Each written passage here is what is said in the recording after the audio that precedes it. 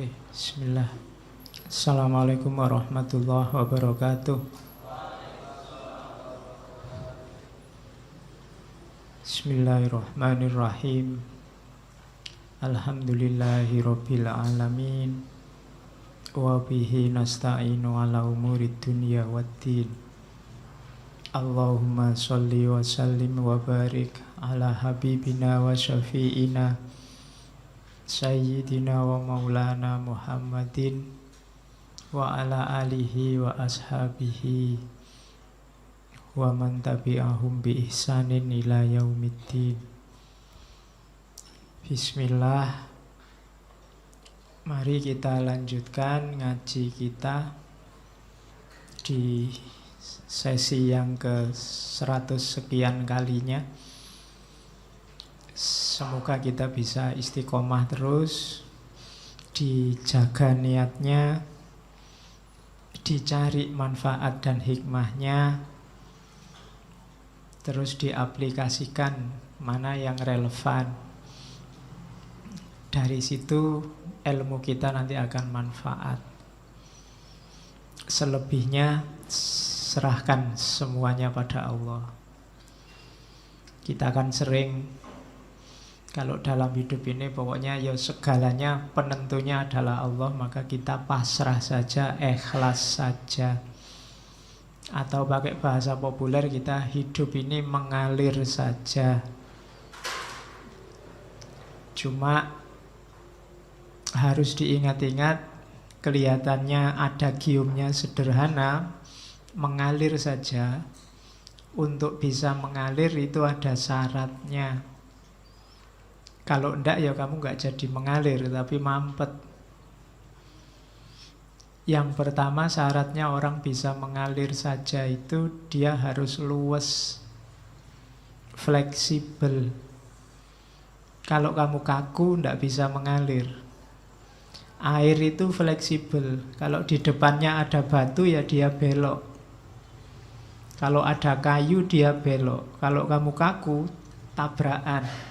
Dan kamu macet di situ, kecantol di situ.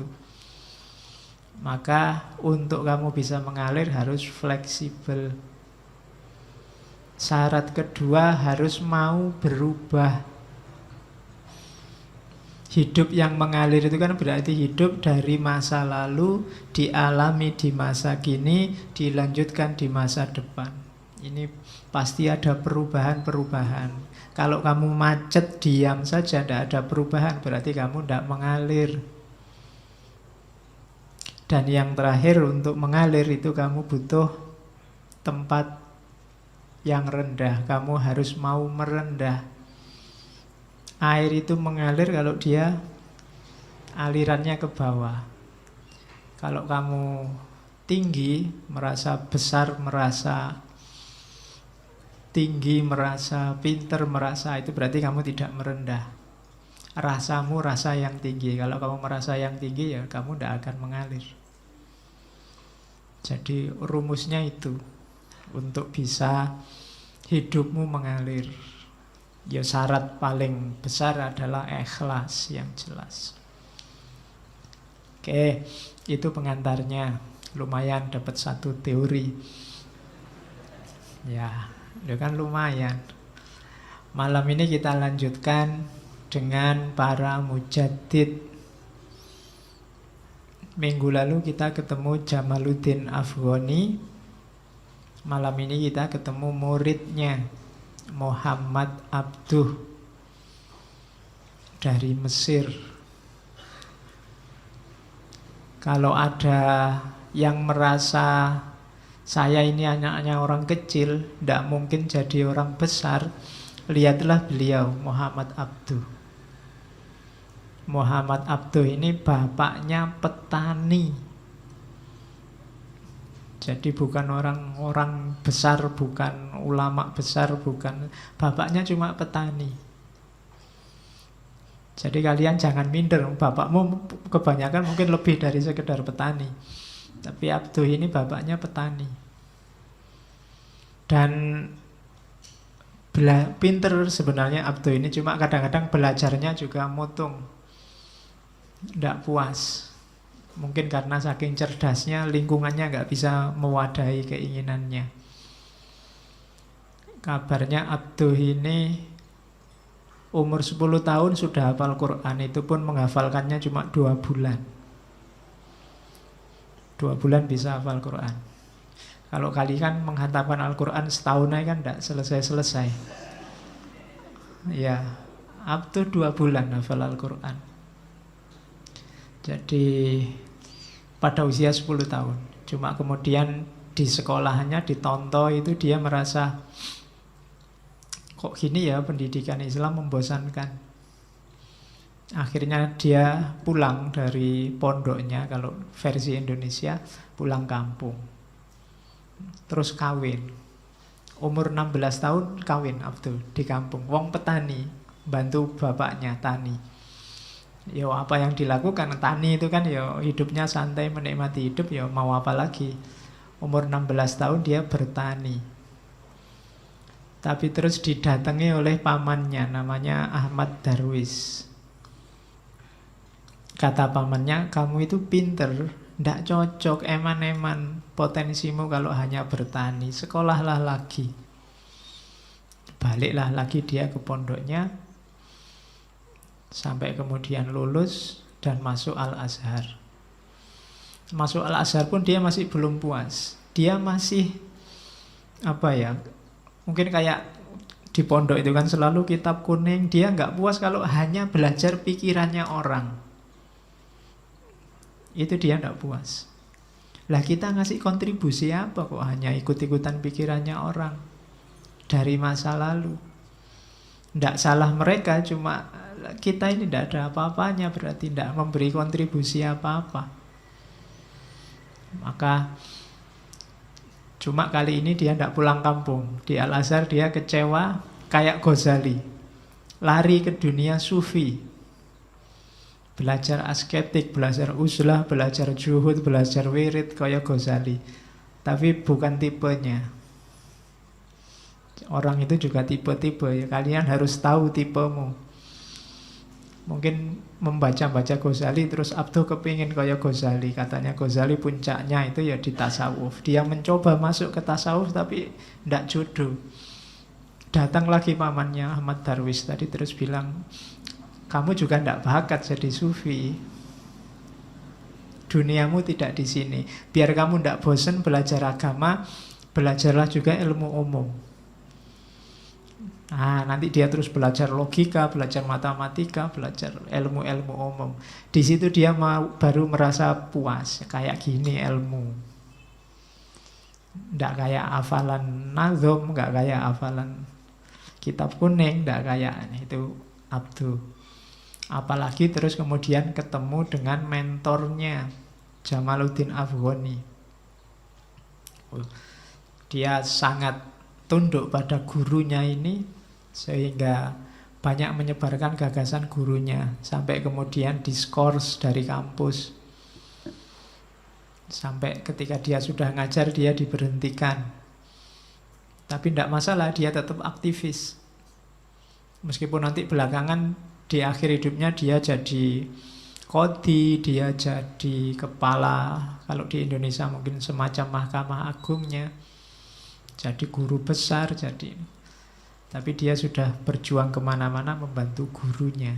Gagasan-gagasannya tidak sangat jauh dari gagasannya Jamaluddin Afghani.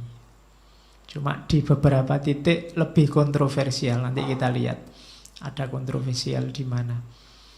Yang suka banyak, pengaruhnya luar biasa tokoh ini. Di Indonesia masih sangat terasa sampai hari ini. Gaya berpikir model Abduh dan kawan-kawan. Kalau di Indonesia kan masuknya lewat Al-Urwatul Wusqa. Ya, majalah yang diterbitkan bareng-bareng dengan gurunya. Tulisan-tulisannya juga banyak.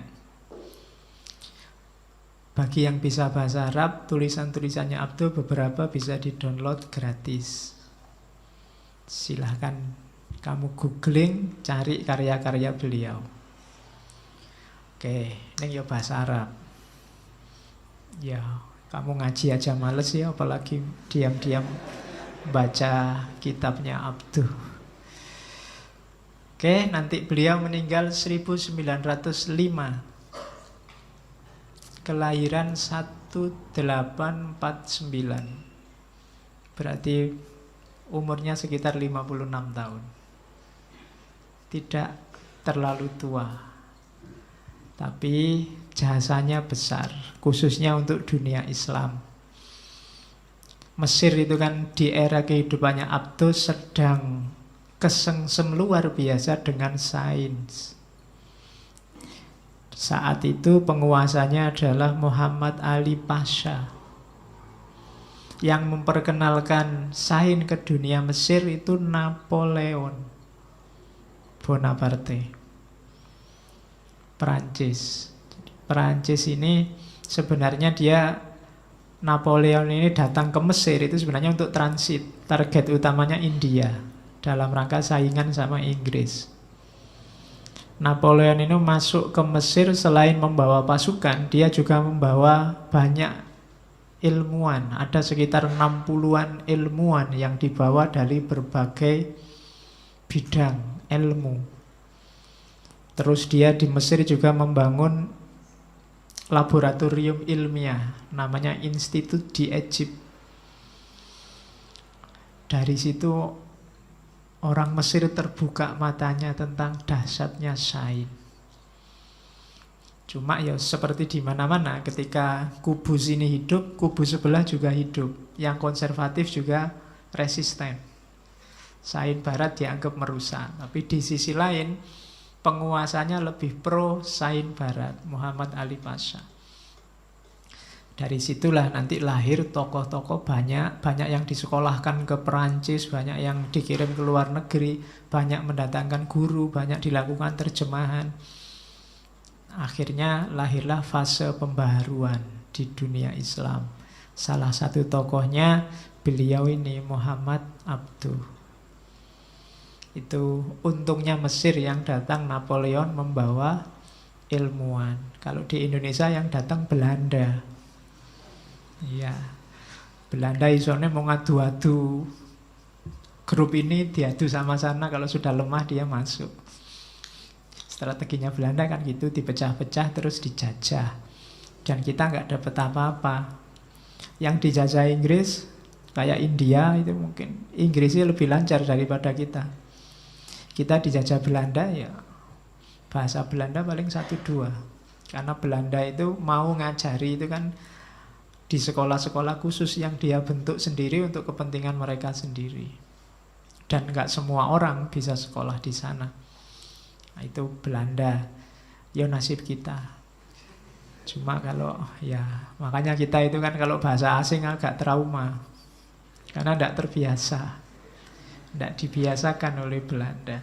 Kalau Perancis, kalau Inggris mungkin lebih enak, lebih nyaman. Sayangnya kita dulu nggak bisa nego. Mbok gantian. Itu kan memang negara-negara Eropa saat itu memang rundingan terus dibagi-bagi.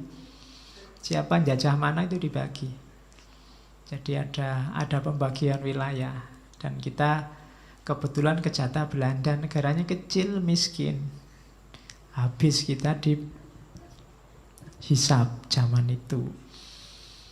Oke, itu pengantarnya. Paling tidak bisa tergambar situasi umat Islam zaman itu. Yang pertama jelas dijajah. Yang kedua jumud.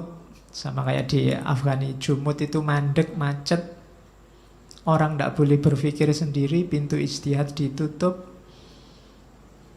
Yang ketiga banyak yang terus lari ke dunia tasawuf, sufi. Orang yang kalah masuk ke dunia sufi itu pas, cocok. Karena sufi dunianya pasrah, tidak bikin gelisah. Ya, kalau kamu masuk ke sufi kan tidak ada yang bikin kamu gelisah. Semuanya sudah kehendaknya Allah. Apapun yang terjadi itu maunya Allah, selesai. Jadi kalau ingin hidup tentram, nyaman, memang masuk ke dunia tasawuf. Cuma kita punya tanggung jawab loh, selain hubungan kita sama Allah, kita juga punya tanggung jawab khalifah. Kita punya tanggung jawab menentukan ketentraman, kemakmuran, harmoni alam semesta. Satu-satunya makhluk yang dikasih amanat dan dikasih modal untuk bisa mimpin alam semesta itu manusia. Dan itu tugas kita. Oke, makanya ya perlu orang-orang seperti Abduh Afghani untuk membangunkan kita. Jangan melarikan diri dari masalah, dari dunia. Kita punya PR besar. Saya tidak tahu PR-nya sudah selesai apa belum hari ini. Kalau sudah selesai nilainya berapa, itu Allah yang tahu. Tapi semoga kita sudah siap berusaha. Oke, saya ambil dari kutipannya Abduh. Ini yang pertama menunjukkan kekagumannya pada gurunya, sekaligus tipikalnya santri, hormat gurunya. Sesungguhnya kedua orang tuaku telah memberiku kehidupan, di mana aku bisa bergabung dengan kedua saudaraku, Ali dan Makhrus. Ini saudara laki-lakinya. Bisa ketemu saudara Ali dan saudara Makhrus itu karena orang tua kandung. Akan tetapi Sayyid Jamaluddin Afghani memberiku kehidupan di mana aku bisa bergabung bersama Muhammad, Ibrahim, Isa, para wali dan orang-orang suci. Jadi orang tua penting. Orang tua jasmani itu ya orang tua kandung kita. Orang tua rohani itu guru-guru kita. Makanya Abduh sangat hormat pada gurunya Jamaluddin Afghani, seorang pembaharu, pengembara yang kemarin kita bahas. Jadi gara-gara Afghani lah Abduh merasa bahwa aku bisa bareng-bareng dengan Muhammad, bareng-bareng dengan Musa, dengan Isa, dengan para wali. Kalau di rumah saja bertani, ya mungkin hidupku tentram. Tapi yang ngumpulnya sama saudaraku, saudara kandung, Ali dan Makhrus. Jadi harus punya mentor. Kalian juga carilah kiblatmu masing-masing. Karena dengan adanya mentor, kamu tidak perlu terlalu capek. Kadang-kadang menilai diri sendiri itu susah. Butuh orang yang lebih dari kamu menilai dirimu. Itu gunanya guru. Makanya Sufi itu sangat menyarankan ada mursyid, tempat kita bergantung. Karena kita ini masih kotor. Yang masih kotor tidak bisa melihat dirinya sendiri, apalagi membersihkan dirinya sendiri. Butuh seorang guru. Oke, yo kamu cari sendiri. Yang jelas jangan saya. Yo, aku ya sedang nyari guru. Jadi kita semua butuh guru. Kalau ini kan bukan saling berguru, tapi saling belajar. Kita makomnya sama-sama murid. Murid sama murid ngobrol itu ya pasti bukan ngajar, tapi saling belajar. Kita lanjutkan. Ini kalimat luar biasa yang sering dikutip orang dari Abduh. Jadi ceritanya Abduh ini waktu dia dikucilkan, waktu dia di Perancis sama gurunya, sekali-sekali diam-diam dia datang ke Mesir. Ke Mesir. Di Perancis itu dia melihat orang Perancis ini tidak Islam, tapi perilakunya sangat Islami. Yang bikin Abduh kagum itu antara lain ceritanya orang jualan koran. Di Perancis kalau jualan koran, ya sudah korannya ditumpuk, orang butuh ngambil terus naruh uangnya. Itu batinnya Abduh ini. Kalau di negaraku kayak gini, korannya habis, duitnya ndak ada. Iya. Oke. Tapi di Perancis bisa begitu. Satu ketika dia pulang ke Mesir di Iskandaria, baru menginjakkan kaki ke sana, ada pencurian. Apa ya pencurian? Pokoknya ada. Ya mungkin kayak gini neng masjid terus kotak infaknya dicuri gitu kan. Nah, padahal baru saja saat dia mendarat di Mesir itu dia dengar suara adzan yang luar biasa yang bikin dia hampir nangis. Tapi setelah itu kok lihat umat Islam ada yang mencuri. Sementara di Mesir sampai korannya dibiarin aja, tidak ada orang berani curang ngambil koran tanpa bayar. Terus keluarlah kalimat yang luar biasa yang terkenal sampai hari ini dari Abdu, "Dhahabtu ila biladil ghorbi ra'aitul Islam walam arol muslimin wa dhahabtu ila biladil arabi ra'aitul muslimin walam arol Islam." Aku pergi ke negara barat, kulihat Islam tapi tidak kulihat Muslim. Dan aku pergi ke negara Arab, kulihat Muslim tapi tidak kulihat Islam. Di sekeliling kita Muslim banyak, tapi nyari Islam susah.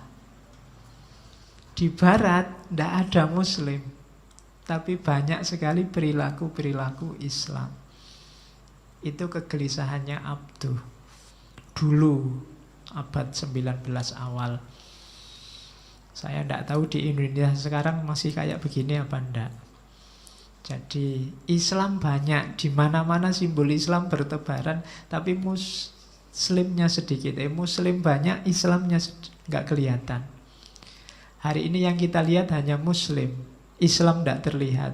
Di Barat Muslimnya tidak ada, Islamnya kelihatan. Ini sindiran luar biasa pada umat Islam zaman itu, bukan zaman sekarang. Kalau zaman sekarang mungkin lebih parah. Jadi zaman itu umat Islam itu kehilangan nilai-nilai keislamannya, bahasa lainnya itu. Sementara Barat yang tidak kenal Islam, hidupnya sangat Islami. Itu problem besar bagi Abduh. Berarti apa? Perjuanganku harus ini. Gimana caranya orang Islam itu ya selain identitasnya Muslim, perilakunya juga Muslim, Islami. Tidak gegeran sesama, tidak caci maki, tidak blok-blokan, tidak saling mengkritik. Nah, itu misinya Abduh. Jadi dhahabtu ila biladil ghorbi ra'aitul Islam walam arol muslimin. Kalau kalian tidak percaya, habis ini bukalah Twitter, apa bukalah Facebook, WA. Isinya kan saling menjatuhkan sesamamu sendiri. Yang kamu kritik itu ya temanmu sendiri yang sesama Islam. Yang kamu maki-maki juga saudara muslimmu. Kamu yang ikut maki-maki, dia maki-maki duluan sih. Terus kamu niru. Oke. Cuma akhirnya ya semuanya jadi peradaban caci maki. Oke. Maka Abduh mencanangkan 4 agenda besar. Ini saya ambil dari tulisannya Gibb. Yang pertama, agendanya Abduh adalah purifikasi. Islam sudah terlalu kotor, sudah banyak dikotori oleh hal-hal yang tidak Islami. Kalau di level ibadah ya Islam dikotori oleh bid'ah dan khurafat. Secara umum dikotori oleh gagasan, komentar, ajaran, pendapat yang sekarang tidak bisa lagi dibedakan mana Islam yang asli, mana pemikirannya orang, pendapatnya orang tentang Islam. Kita sudah mati-matian ngeyel, diskusi, memperjuangkan, ternyata yang kita bela bukan Islam tapi gagasannya orang tentang Islam. Maka perlu proyek namanya purifikasi. Purifikasi itu sadarkanlah orang-orang, ini loh Islam yang asli, ayat Quran hadisnya yang asli, kalau yang ini tafsirnya. Proyeknya namanya purifikasi, penyucian, mencari originalitasnya Islam. Kegelisahannya secara umum biasanya karena umat Islam sudah sangat terkotak-kotak kayak Afghani kemarin. Tidak ada Islam itu yang Islam saja. Selalu Islam aliran apa? Selalu Islam model apa? Ikut madhab apa? Selalu begitu. Sebenarnya tidak salah, cuma orang ikut madhab, ikut kotak itu sambil tidak sadar bahwa dia sudah terkotak dan merasa itulah Islam yang benar. Itulah satu-satunya Islam yang paling valid, sehingga yang lain semuanya pasti tidak valid. Terus lahir konflik. Dia tidak sadar bahwa itu ya cuma tafsir, itu tafsirmu, itu tafsirnya dia, itu tafsirnya mereka. Semuanya levelnya tafsir. Cuma orang sering tidak sadar bahwa itu pemahamanmu terhadap Islam tidak sama dan sebangun dengan Islam itu sendiri. Cuma kita tidak sadar. Jadi maka perlu usaha purifikasi. Ayo dibedakan, dibersihkan, dikategorikan yang jelas bahwa ini pendapatmu terhadap ajaran Islam, ajaran Islamnya ini loh. Nah, itu purifikasi. Ya kan dulu di awal-awal modern pengaruhnya Abduh masuk ke Indonesia kan populer sekali. Beberapa organisasi kan dibentuk dengan jargon ini. Dulu terkenal sekali TBC, Tahayul Bid'ah Khurafat. C-nya zaman dulu ya, bukan curofat. Mocone khurafat. Jadi itu dulu di awal-awal modernitas dianggap penyakit karena Islam banyak campur dulu dengan torekot-torekot, dengan saya bilang tadi kotak-kotak yang macam-macam sehingga tidak jernih lagi. Maka perlu purifikasi. Cuma purifikasi versi para pembaharu ini nanti beda dengan purifikasi yang satunya. Jargonnya sama, kembali pada Al-Quran dan Sunnah dan hadis secara murni. Cuma yang satunya ya sudah itu titik. Kalau di Abduh ini enggak. Kalau sudah ketemu Islam yang murni, kita hidupkan Islam yang murni itu. Dan jangan lupa mikir, namanya ijtihad. Kalau ada hal-hal yang belum terjangkau oleh ajaran Islam, bedanya di situ. Ayo kembali pada Quran dan hadis. Cuma jangan lupa berpikir, jangan lupa ijtihad. Itu proyeknya Abduh yang pertama. Yang kedua reformasi. Bedakan dengan reformasi di Indonesia. Kalau Abduh proyek reformasinya sebagian besar di dunia pendidikan. Abduh sempat jadi rektornya Al-Azhar.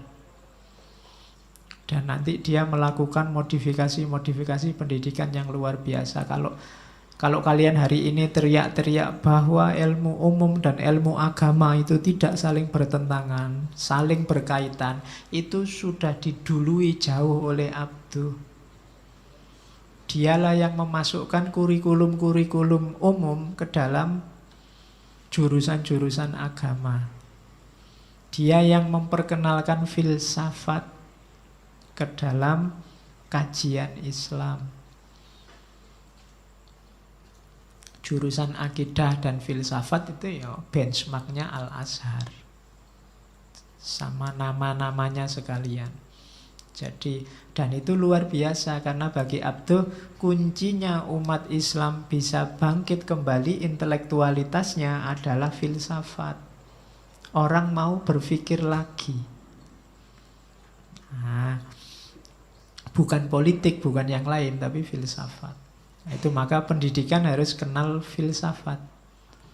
Kalau pendidikannya nggak kenal, kita bikin ngaji sendiri, ngaji filsafat, nggak masalah.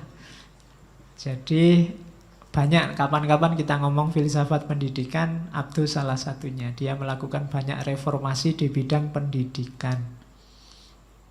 Oke, ya saya kasih contoh satu tadi yang filsafat. Di luar itu macam-macam. Itu namanya reformasi, karena perubahan sosial dimulai dari pendidikan.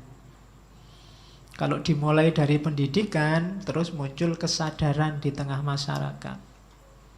Sehingga menata ulangnya lebih mudah, masyarakatnya sadar. Kalau kita dulu kan enggak, mulainya dari dunia politik, akhirnya kebingungan. Dulu zaman reformasi kan begitu berhasil menumbangkan orde baru, kita bingung dewe, terus mau ngapain, musuhnya sudah kalah.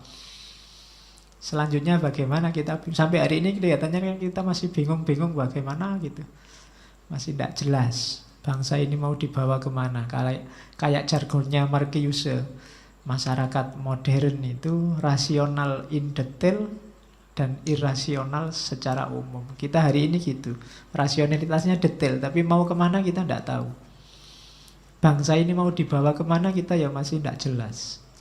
Mau dibikin apa kira-kira 10, 20, 30 tahun lagi kita punya plan apa, punya cetak biru apa Indonesia ke depan, ya mungkin masih gelap. Rasional in detail, tapi secara umum mungkin kita masih bingung. Setiap 5 tahun sekali, tahun keempat kita sudah gegeran. Jadi presiden itu kerjanya hanya tahun ketiga, tahun pertama, kedua masih pontang-panting memahami, ngatur strategi. Nah, tahun ketiga baru mau kerja, tahun keempat disuruh siap-siap lagi untuk tahun kelima. Jadi kerjanya praktis tahun ketiga, itu pun kalau nggak kena kasus macam-macam. Oke, nah, akan lebih enak kalau mulainya dari dunia pendidikan, bukan politik. Meskipun di Indonesia ini kelihatannya lebih menonjol politiknya daripada pendidikannya. Ya contohnya gampang. Berita politik lebih makan porsi daripada berita pendidikan. Apa ada berita pendidikan? Tidak ada ya. Kalau ada pendaftaran ulang macam-macam kan bukan jadi berita kan itu. Oke, pendidikan tidak jadi prioritas kita hari ini. Padahal nyawa kita di situ. Pendidikan itu kan yang ngurusi rohani, ngurusi mentalnya.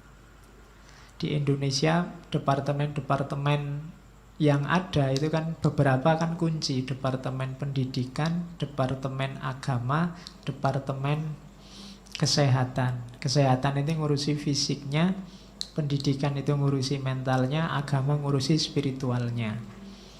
Dan tiga-tiganya sudah pernah mengalami ada korupsi di situ. Itu kan agak riskan. Ini bidang-bidang paling penting loh. Harusnya fokus kita ke situ, tapi fokus kita malah lebih banyak ke politik, energi kita habis untuk politik. Maka perlu reformasi jilid kedua, reformasi pendidikan. Ya reformasinya yang agak total. Kalau selama ini kan reformasinya teknis. Reformasi teknis itu yang diurusi kurikulum, kemudian ijazah, kemudian transkrip nilai, kemudian izin tidak masuk kuliah, gitu-gitu. Oke, ya kamu sibuk dengan hal-hal kecil. Itu yang disebut rasionalitas in detail. Tapi visi besarnya apa kita tidak punya. Oke, terus yang kedua, yaitu nanti satu tema besar sendiri, reformasi pendidikannya Abdul. Mungkin di filsafat pendidikan kapan-kapan. Yang ketiga, kalau bahasanya Gib, pembelaan Islam. Antara lain ketika dia nulis Risalah Tauhid.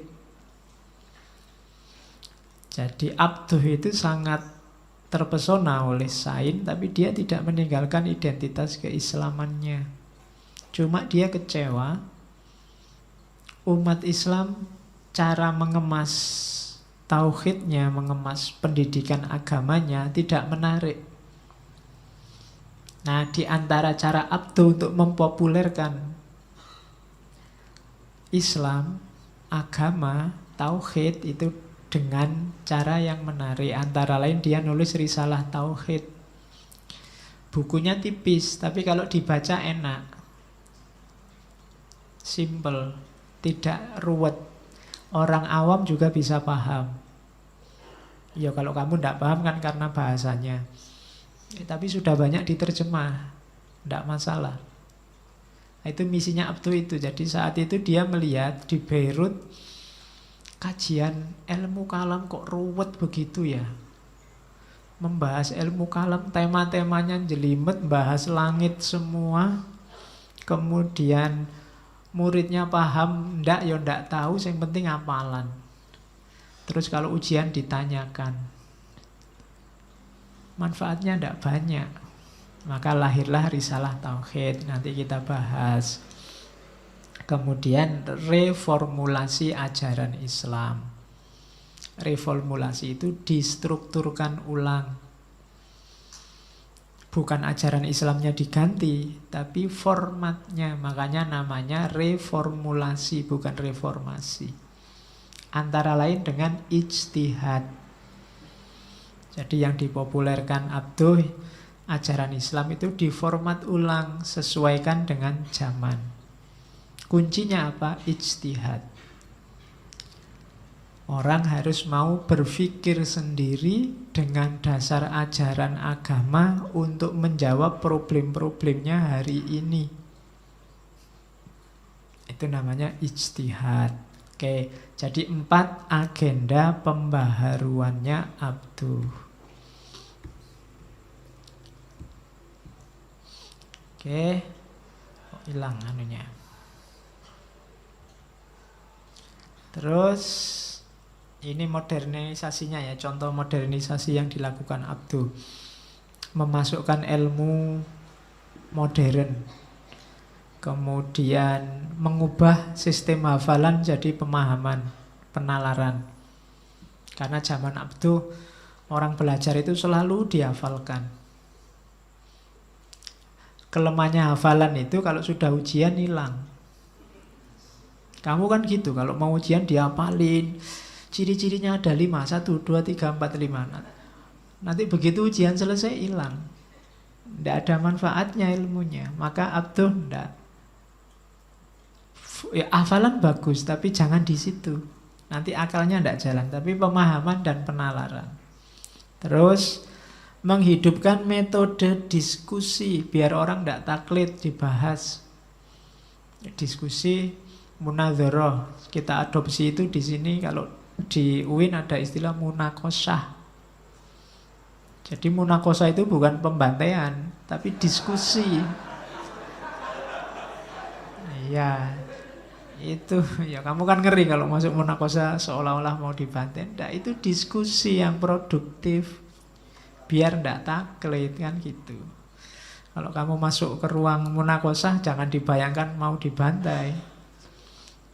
Jangan dibayangkan mau dijatuhkan, ndak. Mau diajak diskusi. Dan harus pede. Kenapa? Kamu yang tahu, wong kamu yang meneliti dan menulis. Kadang-kadang kamu ndak pede sama yang nguji, kamu ditanya macam-macam, kamu tinggal bilang, "Loh Bapak kok bilang gitu? Wong saya yang neliti kok."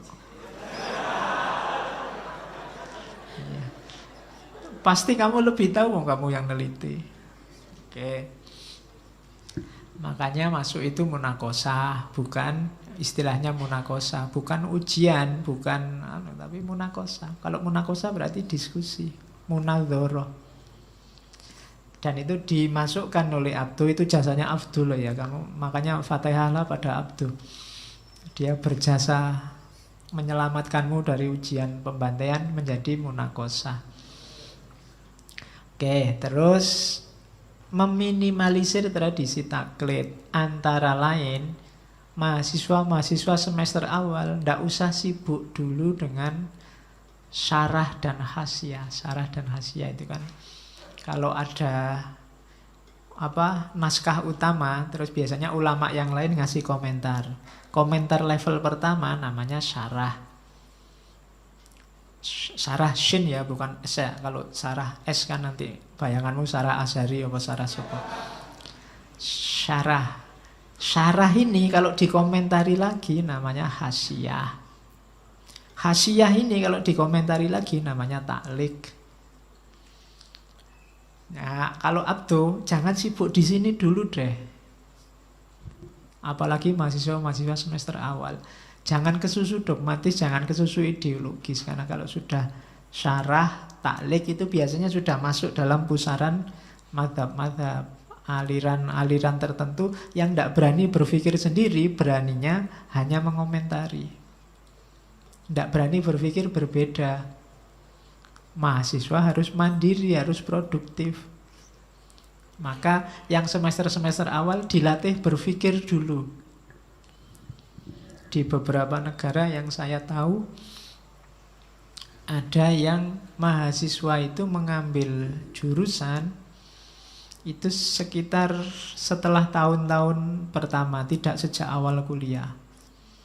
Biasanya di awal itu untuk logika sama bahasa. Nanti ngambil, kalau sudah lulus logika sama bahasa, baru ngambil jurusan. Itu kalau di kita kan enggak, sejak awal sudah ada jurusannya. Gunanya apa logika sama bahasa? Ini penting. Kalau kamu bahasamu kuat, kamu bisa membaca kemana-mana, nyari referensi sebanyak mungkin.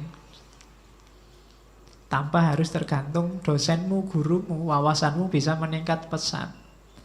Terus kalau logikamu jalan, kamu tidak sekedar menghafalkan, menelan mentah-mentah, tapi bisa menganalisis. Cukup kamu bisa logika sama bahasa, asal kamu tekun selanjutnya, kamu bisa menguasai banyak hal. Baru setelah itu cari minatmu apa. Nah itu mungkin visinya Abdu di awal-awal, jangan kesusu ingin mengkritik orang, jangan kesusu ingin mengomentari. Dikasih bekal inti dulu, yaitu logika sama bahasa. Nah, itu maunya Abdu. Boleh kalian tiru. Bahasamu diperkuat. Syukur-syukur tidak cuma 2 bahasa, Indonesia dan bahasa Jawa. Ya, yo ditambahilah bahasa Inggris, terutama bahasa Arab. Kamu nanti kalau masuk surga bingung loh kalau nggak bisa bahasa Arab.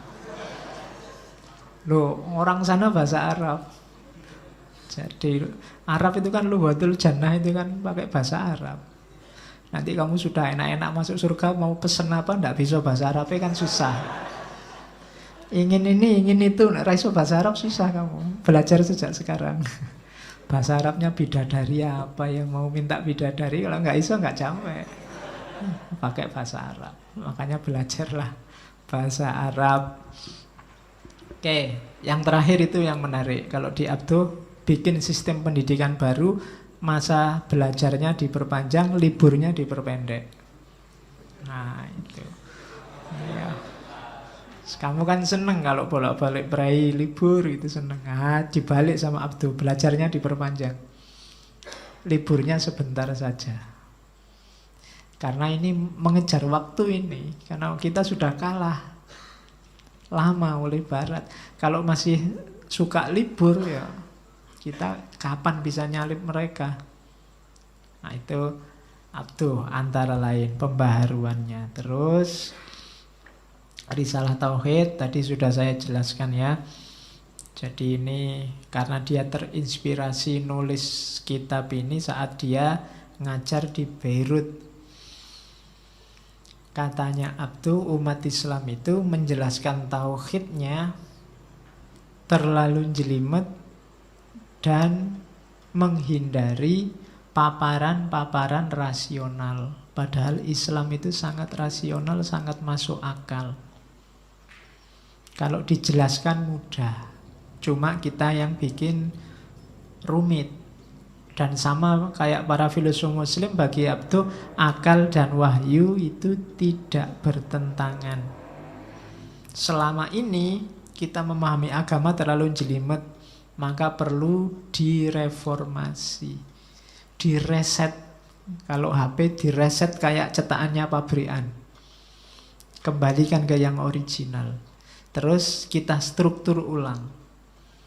Karena dalam cermatan Abduh, sebelumnya Islam sudah terlalu rumit, terlalu ruwet, sehingga Islamnya sendiri tidak kelihatan. Itu yang mungkin kayak sabdanya Nabi, al-Islamu mahjubun bil muslimin. Islam itu ditutupi oleh umat Islam sendiri. Harusnya Islam itu rahmatan lil alamin, tapi rasanya kok Islam itu sumber masalah, jadi sering merusak, jadi sering. Itu karena ketutupan oleh umat Islam. Jadi kita sendiri yang nutup-nutupi Islam. Sehingga bagusnya Islam, indahnya Islam tidak kelihatan. Maka harus direset. Sudah tidak usah dicermat kesuwen, direset aja, seret mulai dari nol. Kayak di pom bensin itu. Mulai dari nol ya, kita bangun pelan-pelan Islam yang baik. Itu lebih enak. Itu gunanya dia terus nulis risalah tauhid. Oke. Nah, ini yang unik dari Abduh. Karena dia seorang rasionalis, maka bagi Abduh, orang beriman itu akal dulu. Rukun iman itu kan dari 6 itu kan yang pertama kan beriman pada Allah. Kalau sudah beriman pada Allah, baru dalam tanda petik pembantunya Allah namanya malaikat kita imani. Baru utusannya Rasul kita imani. Baru wahyunya kitab suci kita imani, dan seterusnya. Berarti sebelum beriman pada Allah, ya akal. Berarti untuk menemukan Allah pakai akal. Kok tidak pakai Quran, Pak? Luang Allahnya belum diimani kan nggak bisa langsung ujuk-ujuk Quran. Yang diimani pertama kan Allahnya. Berarti sumber iman pada Allah itu harus pakai akal. Kalau sudah akal menemukan Allah, baru terus percaya pada utusannya, percaya pada wahyunya, percaya pada ketetapannya. Kalau Allahnya sendiri belum diimani, ya tidak mungkin percaya pada yang di bawahnya. Maka kalau percaya pada Allah itu dasarnya kok Al-Quran atau wahyu, kebalik. Kalau bahasa logika namanya tasalsul. Atau pakai bahasa Inggris tautologi. Tautologi itu nanti bulat. Kenapa kamu percaya pada Allah? Ya, karena Quran menyebut itu. Lah Quran itu apa? Quran itu wahyu dari Allah. Jadi kan bulat. Harusnya katanya Abduh percaya pada Allah itu temukan Allah dengan akal budimu. Pasti ketemu. Karena satu-satunya yang bisa ditemukan akal tanpa perdebatan antara Mu'tazilah, Asy'ariyah, Maturidiyah adalah bahwa Allah itu ada.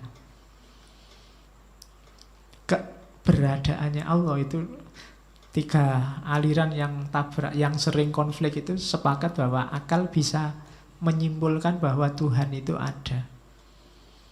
Baru setelah itu percaya hal yang di bawahnya. Kalau enggak, jatuhnya tautologis, jatuhnya tasalsul. Tasalsul, tautologi itu kalau dalam filsafat kan mikir bulat, enggak jelas awal dan akhirnya. Ya contohnya mikir bulat itu sering saya contohkan ya, semua yang di ruangan ini pembohong. Terus saya ngomong begitu, terus loh Bapak kan juga di ruangan ini. Oh iya ya, berarti saya juga pembohong. Kalau saya pembohong berarti yang saya ucapkan bohong kan. Kalau saya ngomong semua yang di ruangan ini pembohong, berarti saya bohong, berarti semua yang di ruangan ini jujur. Cuma kalau saya artinya semua yang di ruangan ini jujur, loh saya kan juga masuk jujur berarti kan. Berarti kalau saya jujur, yang tak ucapkan tadi benar. Semua yang di ruangan ini pembohong, loh sing bener sing di terusan. Itu bulat namanya tautologi. Kapan-kapan ya belajar logika lagi. Dulu di awal-awal ngaji, sesi-sesi pertama, kedua, ketiga kita ada materi pengantar logika. Jadi katanya Abduh, dalam hal iman kepada Allah, Islam bergantung hanya pada pembuktian rasional, bukan pada kejadian supernatural atau suara dari langit. Kaum muslim umumnya sepakat bahwa urutan iman pada Allah mendahului iman kepada Rasul. Karena itu tidak tepat kalau dikatakan dasar iman pada Allah mengacu pada risalah utusannya. Justru sebaliknya, seseorang mesti beriman dulu pada Allah sebelum beriman pada kenabian utusannya. Biar tidak kebolak-balik. Gunakan akalmu, temukan Allah. Kalau sudah ketemu Allah, baru oh Allah itu ngutus nabi, oh Allah itu menurunkan wahyu, Allah dibantu para malaikat, Allah menetapkan takdir dan seterusnya. Baru masuk akal. Tapi kalau percaya pada Allah karena Allah menurunkan wahyu, itu agak bingung. Dasarnya sesuatu yang belakangan itu tidak masuk akal. Tasalsul. Jadi beriman itu akal dulu. Nah, ini agak kontroversial zaman itu. Zaman ini pun mungkin begitu bagi kelompok tertentu yang tidak terlalu suka dengan akal. Itu bisa kalian cek di Al-Islam wan Nasroniyah dari Abduh. Terus ini juga ajaran terkenal, banyak dikutip orang. Kesempurnaan Islam. Jadi Abduh menjelaskan Allah itu menurunkan agama bertahap sesuai kematangan manusia. Dan puncaknya yang paling sempurna itu Islam. Jadi perkembangan agama itu mirip perkembangan manusia. Dari kanak-kanak jadi dewasa. Fase kanak-kanaknya agama itu Yahudi. Apa? Yahudi itu banyak sekali perintah dan larangan. Kalau kalian minat, coba cek fikihnya. Ya, nggak ada fikih ya kalau Yahudi. Ya, hukum agamanya Yahudi itu macam-macam. Sholatnya aja ada kayak kalian, macam-macam. Hukum fikihnya kuat. Jadi basis agamanya itu perintah dan larangan. Kayak anak kecil. Anak kecil itu kan diperintah dan dilarang karena akalnya belum jalan. Jadi itu agama awal, versi awal. Terus ketika sudah remaja, dia tidak lagi butuh diperintah dilarang, sudah bisa bantah. Pendekatannya harus pendekatan kasih sayang untuk menyentuh hatinya. Itulah agama Kristen. Ditampar pipi kiri, kasih pipi kanan. Kalau sudah ditampar kanan, kasih. Pokoknya biar kamu ditampari terus, tidak apa-apa, kasih sayang. Ini fase remaja. Remaja itu kan masih ABG. Ya mungkin sampai usia-usia kalian itu kan masih sensitif, suka baper. Nah, kalau agama itu Kristen. Kristen itu kan kasih sayang, main perasaan. Nah, itu agama versi remaja. Itu Kristen. Puncaknya Islam. Al-yauma akmaltu lakum dinakum itu. Jadi kalau Islam ini sudah dewasa. Kalau dewasa, ya ada perintah dan larangannya, ada kasih sayangnya. Cuma yang jelas satu cirinya orang dewasa itu silahkan berpikir sendiri. Itulah dasarnya kenapa Abduh menyebut Islam itu agama yang sangat rasional, sangat masuk akal, dan sangat mendorong penggunaan akal. Karena memang karakter kesempurnaannya Islam di situ letaknya. Kalau cuma perintah dan larangan fikih, mirip-mirip saja kayak Yahudi juga ada perintah dan larangan. Kalau urusan batin, kasih sayang, cinta dan macam-macam, Kristen juga kuat di situ. Istimewanya Islam apa? Akalnya jalan. Jadi sempurnanya Islam kalau orang akal budinya jalan. Kalau akalnya jalan, ya ngerti dia kapan harus pakai perintah dan larangan, kapan harus kasih sayang yang dipakai.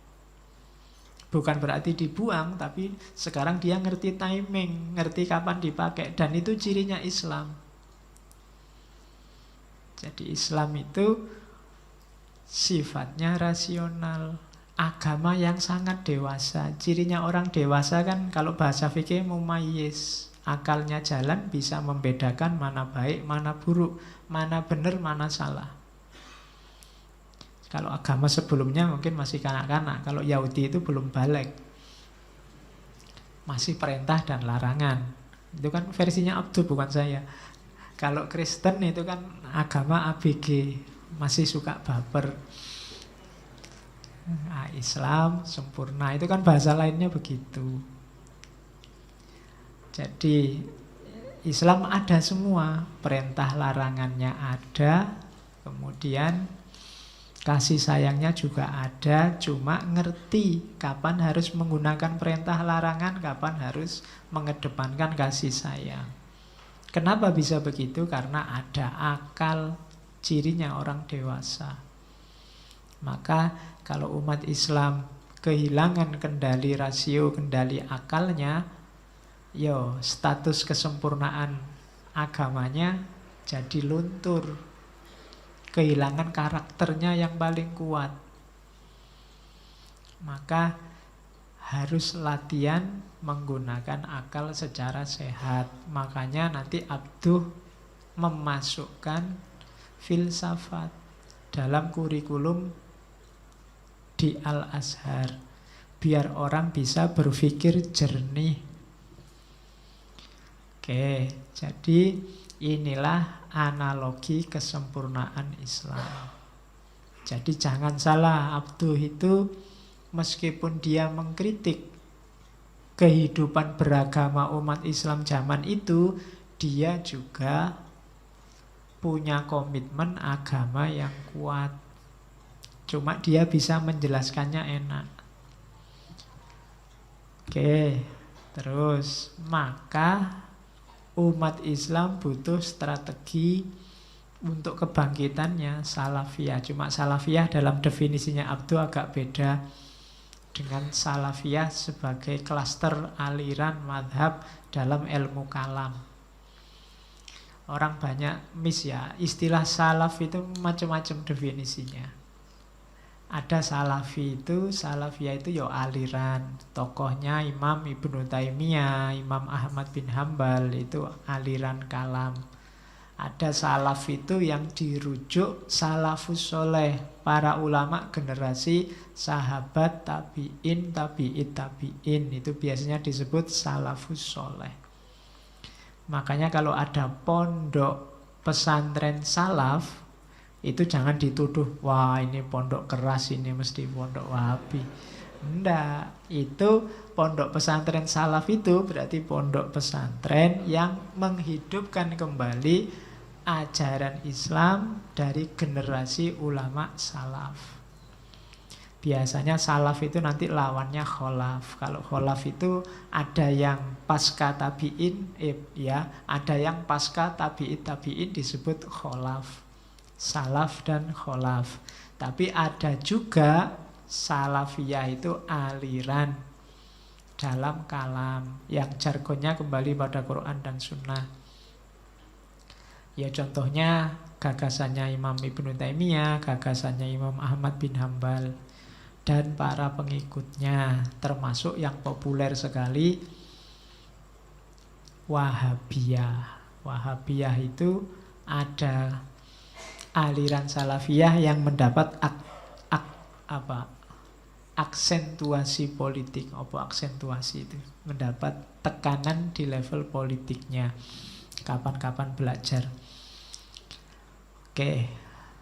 Cuma ya kalau kapan-kapan ngaji filsafat ini temanya macam-macam, jangan dianggap diajari ya. Nanti misalnya ada tema Wahabi terus diajari Wahabi. Kalau kayak gitu, sejak lama kita rusak. Karena dulu ada tema ateis segala, ada tema komunisme segala. Berarti diajari jadi ateis, diajari jadi komunis.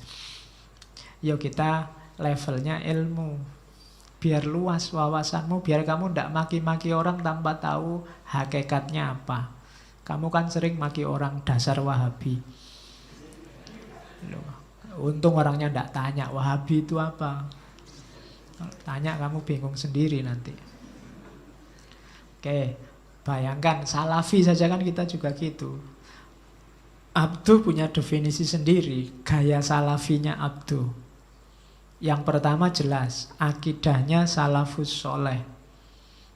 Jadi untuk meneladani para salafus soleh, generasi sahabat, tabi'in, tabi'in, tapi yang diteladani apa? Semangat progresifnya. Mereka itu luar biasa menyelesaikan problematika umat zaman itu dengan dasar Al-Quran dan hadis dan sunnah. Itu kan semangat yang luar biasa. Hari ini kita tidak begitu. Kita hanya ikut saja kata mereka, ikut saja pendapat mereka. Salahnya di situ. Itu yang nanti dikenal sebagai taklid. Taklid itu bukan salah para ulama salafus soleh yang kita takliti, tapi salah kita yang tidak aktif, tidak produktif, tidak kreatif. Kita bisanya cuma manut. Padunya kita males, tapi terus gayanya pintu ijtihad ditutup. Itu kan kasarannya ngono. Jadi ndak, kita akidah salafus soleh ya diambil semangat progresifnya. Setelah itu dengan semangat ini kita berprinsip anti taklid. Jadi jangan hanya bisanya ikut-ikutan. Setiap orang punya tanggung jawab untuk beragama, dan beragama secara bertanggung jawab. Itu antara lain jangan taklid. Terus rasional, katanya Abduh, beragama kuncinya di rasional. Bentuknya apa? Ijtihad. Itulah salafiyah. Jadi jauh dengan pendapat aliran salafi yang versi Ibnu Taimiyah dan kawan-kawan tadi, meskipun ada beberapa yang sama. Oke, terus menjauh dari taklid, ciri-cirinya taklid apa? Ciri-cirinya taklid itu mengagung-agungkan para leluhur dan guru secara berlebihan. Menghormati guru ya, menghargai orang-orang terdahulu ya, tapi jangan diagung-agungkan berlebihan. Mereka orang baik pasti, para alim, para ulama di masa lalu. Cuma mereka mengatasi zaman mereka sendiri dengan gagasan mereka sendiri. Kita yang tidak begitu. Kita hanya mandek di pikiran dan gagasan mereka. Itu namanya taklid. Mendewa-dewakan pemuka-pemuka agama masa silam. Kita anggap sudah final, sudah sempurna. Itu namanya taklid. Loh Pak, kalau memang rasional, masuk akal, dalilnya kuat, kita punya pendapat sama kan tidak apa-apa, tidak apa-apa. Yang tidak boleh itu kita tidak tahu apa-apa. Apakah yang diomong benar atau salah kita juga tidak paham. Sing penting karena ustadz itu, ulama itu, kiai itu idolaku, maka semua gagasannya harus tak anggap benar. Keliru sekalipun harus tak belani. Itu sudah taklid. Apalagi kan sekarang banyak tahu kalau sudah mengidolakan tokoh siapa, kiai siapa, ustadz siapa, terus jadi tidak kritis. Kita posisikan mereka sebagai bukan lagi manusia. Kalau manusia biasa kan bisa salah. Kalau salah ya kita ingatkan. Tapi kalau sudah mengidolakan, kita biasanya sudah ora iso salah, 100% dia harus benar. Kalau ada yang coba-coba mengkritik, habis. Mesti itu grup sana yang sukanya mengkritik. Ngono wis. Kita mikirnya begitu. Itu berarti apa? Penyakit yang paling berbahaya yang dulu diidentifikasi oleh Abduh, namanya taklid. Ciri taklid yang ketiga adalah kamu tidak mau berpikir sendiri. Takut dibenci orang, takut dikritik orang kalau menggunakan pikiran kita sendiri. Sebenarnya menurut saya yang kayak gitu tidak cocok Pak. Cuma kalau saya ngomong, saya nulis, habis saya dikritik. Nanti saya dikucilkan. Nanti saya nggak dianggap kelompoknya. Nanti saya, ya sudah. Berarti kamu sedang kena penyakit taklid. Kita kan sering begitu. Sebenarnya tidak setuju, sebenarnya tidak cocok, tapi tidak berani ngomong. Apalagi kalau hubungannya sama orang tua-tua kita sendiri, ya habis kita. Janganlah takut. Nah, ketakutan itu, kultus itu, pengagung-agungan itu cirinya taklid. Jadi tidak kritis. Kita tidak mandiri berpikirnya, hanya ikut. Nah, itu ciri-cirinya taklid. Bukan berarti tidak boleh menyetujui pendapatnya ulama, cocok dengan gagasan ulama tertentu, tidak masalah. Yang tidak boleh itu meyakini kebenarannya mutlak, mendewa-dewakan. Dan kita tidak berani berbeda. Hari ini konflik kita sebagian besar karena kita beda ulama, beda ustadz yang kita takliti. Ada yang idolanya Ustadz A, ada yang idolanya Ustadz B. Itu pun sumbernya hanya YouTube. Tanpa pernah ketemu orangnya, salaman ya udah ngerti, mau cuma dengerin di YouTube. Terus kamu ngeblok Ustadz A, Ustadz B, ikut-ikutan tawuran kalau dia dikritik orang, ikut-ikutan. Itu situasi kita hari ini. Itu pun kalau dituduh taklid tidak mau kita marah-marah. Ya kalian yang taklid itu. Padahal kamu ya taklid. Ya. Oke. Bahkan Nabi pun bilang la tusayyiduni, jangan kamu sayyid-sayyidkan aku. Itu maksudnya ya fair aja lah. Meskipun Nabi ya kadang-kadang keliru. Kan begitu. Minggu lalu ada cerita ketika Nabi ngomong tentang salak itu kan. Ternyata dawuhnya Nabi keliru. Para sahabat, "Loh kok salah Nabi?" "Iyalah, berarti saya memang bukan bidangku. Antum a'lamu bi umurid dunyakum." Di level ini la tusayyiduni, tapi di level yang Allah selalu dikontrol, yang Nabi selalu dikontrol oleh Allah, ya pasti benar. Khususnya urusan agama. Oke, itu ciri-ciri taklid. Jangan taklid. Bahkan ikut Nabi pun harus tahu dasarnya kan. Namanya hadis atau sunnah. Terus gagasannya Abduh tentang perbuatan manusia.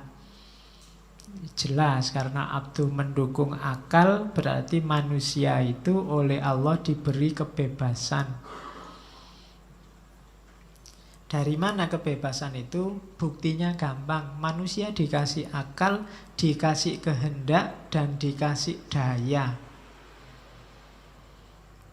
Ketika dia sudah berkehendak, dari mana munculnya kehendak? Dari pakai akalnya. Kalau sudah kehendak muncul, dayanya kita punya. Dan itu semua dikasih oleh Allah. Berarti kita bebas. Binatang, makhluk di luar manusia tidak ada yang punya daya dan kemauan. Ayam itu tidak pernah punya inisiatif. Mbok kita sekali-sekali demo mogok, tidak usah bertelur. Kok enak manusia membantai kita tiap hari, nah, misalnya. Dia tidak punya inisiatif begitu. Binatang korban itu sudah ngerti mau disembelih, dia tidak punya inisiatif apalah. Mogok-mogok makan apa-apa. Enggak, dia enggak. Manusia yang punya gagasan itu, binatang enggak. Coba kalau sapi itu mau disembelih, ngerti mau disembelih, kita mogok makan aja. Ayo kita, itu. Tapi dia enggak. Ada temannya disembelih, dia masih enak saja makan. Santai saja. Dia enggak mikir bahwa sebentar lagi giliranmu. Mikirnya enggak, kenapa dia enggak punya daya rasional. Tidak punya inisiatif dan tidak punya daya untuk mewujudkan inisiatifnya. Satu-satunya makhluk yang dikasih ini hanya manusia. Itu yang membedakan manusia dengan semua makhluk yang lain. Jadi Perbuatan manusia itu bebas. Buktinya ada akal, ada kemauan, ada daya. Dan jangan salah, wahyu Allah, Al-Quran itu berbicara pada akal. Kalau akalnya tidak jalan, ya kita tidak bisa memahami Al-Quran. Jadi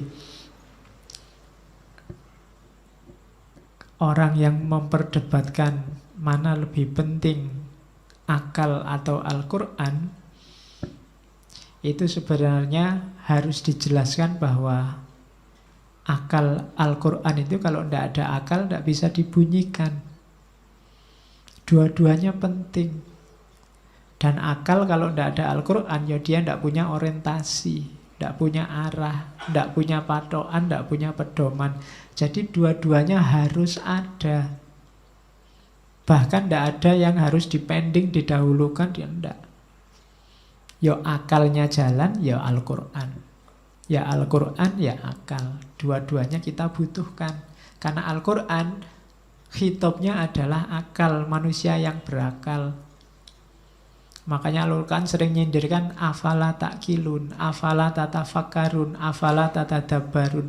Apa kamu tidak berpikir, apa kamu tidak memperhatikan, apa kamu tidak berakal. Itu kan Quran bolak-balik nyindir kita begitu. Cuma kita yang disindiri, yang sering tidak paham. Apa kamu tidak mikir? Mikir. Cuma ya kita jarang mikir. Yang pakai dalil ini kan paling cak lontong. Bolak-balik dia nyuruh kita mikir. Cuma kita jarang mikir, sukanya taklid, ikut-ikutan. Oke, jadi itu meskipun nanti kebebasan manusia itu dikerangkai oleh takdirnya Allah.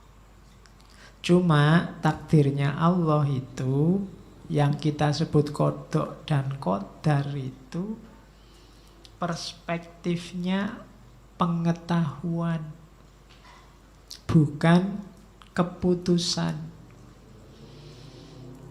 Misalnya setelah ini kalian mau nongkrong di kafe apa nongkrong di angkringan, itu keputusanmu sendiri, kamu milih. Tapi Allah jauh sebelumnya sudah tahu mana yang mau kamu putuskan. Itu loh. Bukan Allah yang memutuskan kamu, tapi Allah sudah tahu sebelumnya. Alah, mesti angkringan, nggak mungkin kafe, gak cukup duitnya. Loh, jadi takdirnya Allah itu levelnya pengetahuannya Allah tentang semua apa yang akan terjadi, bukan penentunya. Jadi Allah hanya tahu saja, kamu sendiri yang milih sebenarnya. Itu penjelasannya Abdu. Jadi arti qada dan qadar bukan Allah maksa kamu melakukan sesuatu. Itu pilihanmu sendiri. Cuma Allah tahu nanti kamu milih itu. Jadi levelnya pengetahuannya Allah.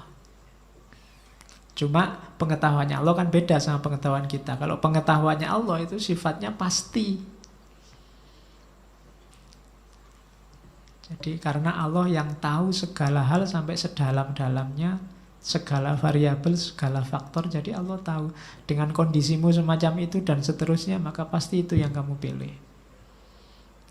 Jadi kita tetap bebas, cuma Allah mengerangkainya dengan pengetahuannya. Ada yang bilang Abduh ini pemikirannya tentang qada qadar mirip pikir gagasannya Imam Asy'ari,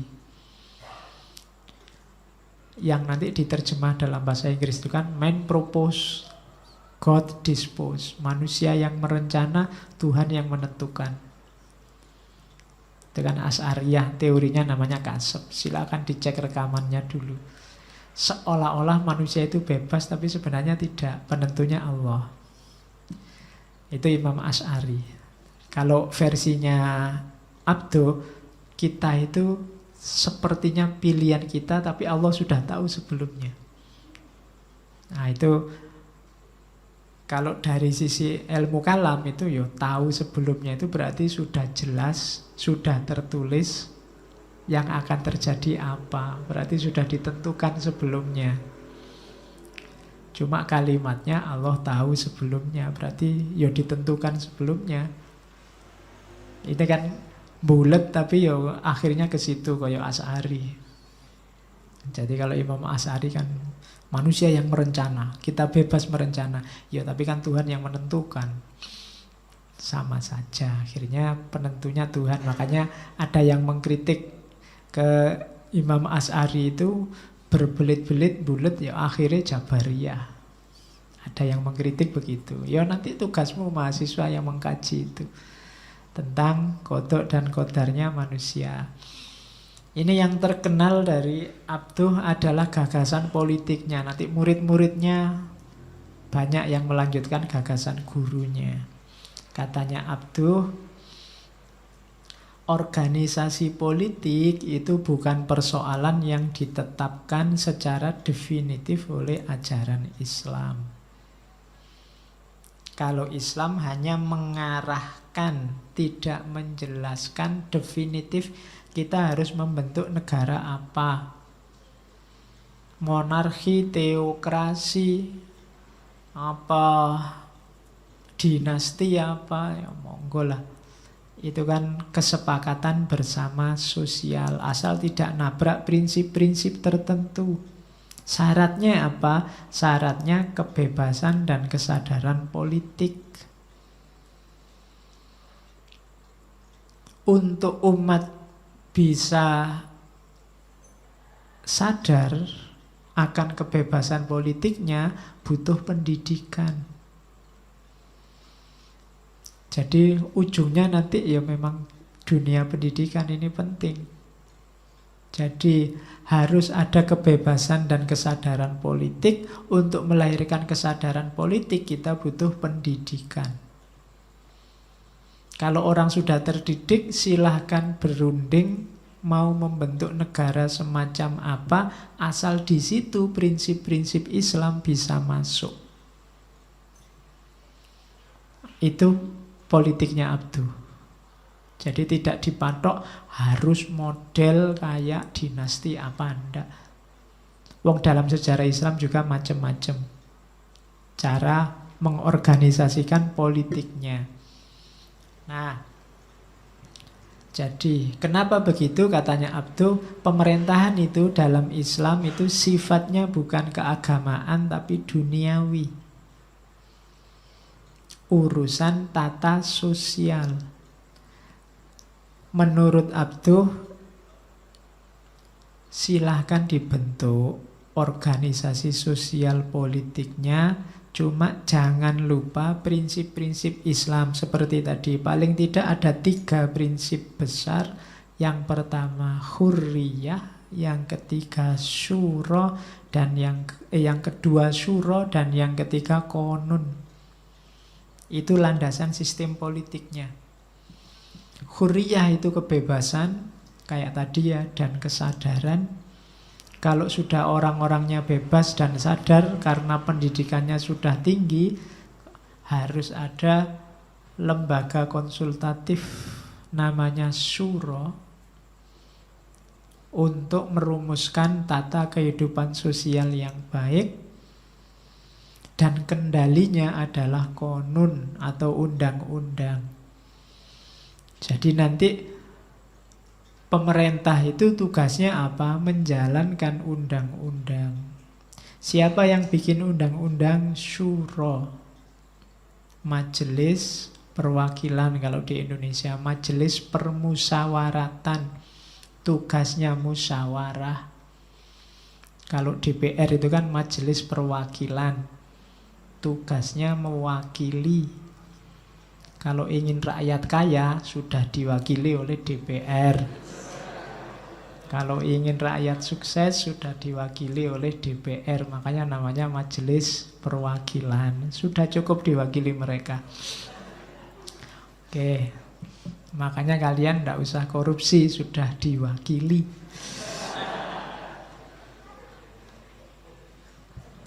Itu syura. Dan nanti tugasnya bikin undang-undang namanya konun. Konun inilah nanti yang landasan sistem politik kita. Hurriyah, syuro, dan konun. Terus katanya Abduh, dasarnya adalah demokrasi. Musyawarah itu kan demokrasi. Tidak diputuskan sendiri-sendiri secara otoriter, tapi dirumuskan bersama. Itu kalau bahasa ilmu politik hari ini namanya demokrasi. Dan dalam Islam itu demokrasi kan sudah dikenal lama. Apalagi ada istilah ijma. Ijma itu kan bahasa politiknya mufakat. Musyawarah untuk mufakat itu syuro untuk melahirkan ijma. Dan itu sudah dikenal lama dalam dunia Islam. Jadi Abduh lebih bermain di substansinya. Ajaran Islam yang mewarnai sistem politik, bukan formalitasnya. Kalau formalitasnya negara mau dibikin seperti apa silahkan. Mau kayak Indonesia ini monggo. Mau kayak Iran monggo. Mau kayak Arab Saudi monggo. Yang penting prinsip-prinsip substansial Islam, syuro, konun, hurriyah tadi masuk. Jadi itu visi politiknya Abduh. Disinilah tanggung jawab kekhalifahan kita. Termasuk harus kreatif, mandiri dalam bentuk ijtihad. Oke, selanjutnya geser ke isu sains barat. Katanya Abduh, diakui atau tidak, barat itu maju dalam bidang sains, teknologi, peradaban. Maka kita harus belajar dari barat. Tapi jangan lupa barat juga ada kelemahan-kelemahannya. Kita pelajari kelemahan-kelemahan itu dan kita atasi sehingga jadi kekuatan kita.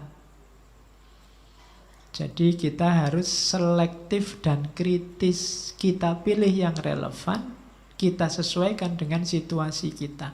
Itu cara menyikapi barat. Jangan anti 100%, juga jangan pro 100%. Itu namanya selektif dan kritis. Jadi tidak mengambil begitu saja, tapi pilihlah yang cocok, yang selektif. Kalau tidak cocok ya jangan. Kuncinya peradaban kita hari ini itu ada di kata-kata selektif.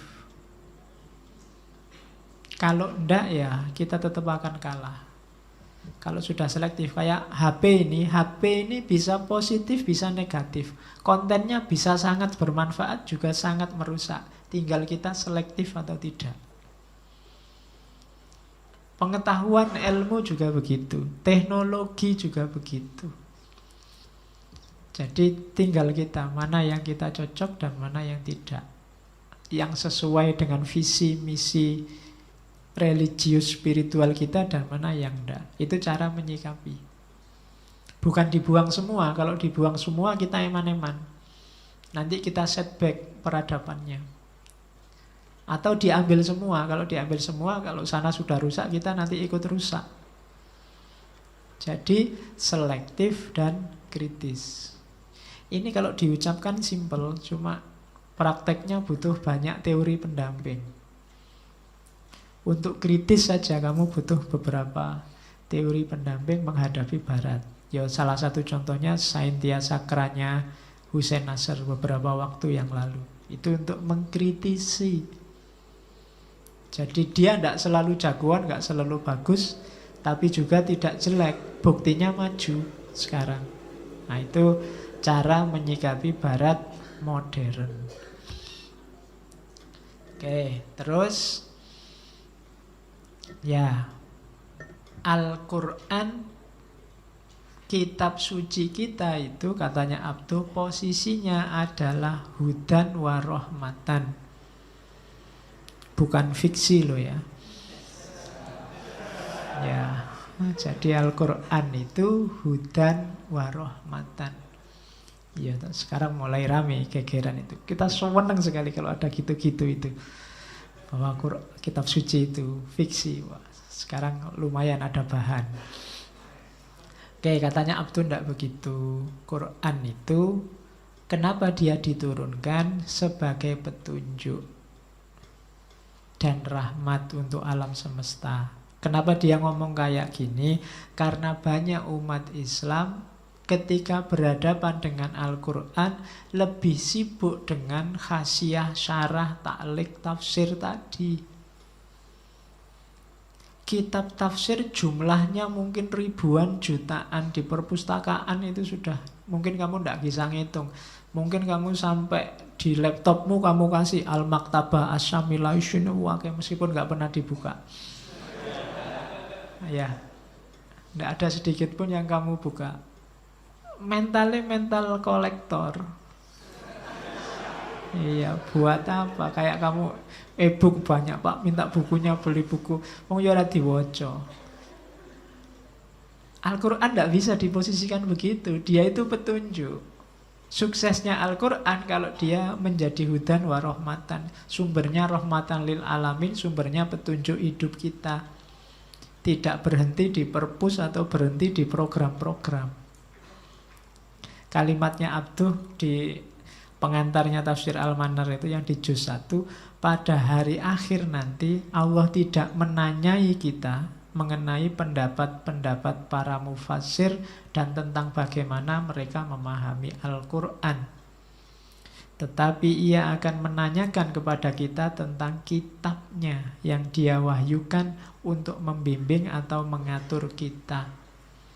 Jadi Allah tanya, Quran itu sudah kamu jadikan pedoman hidup apa belum?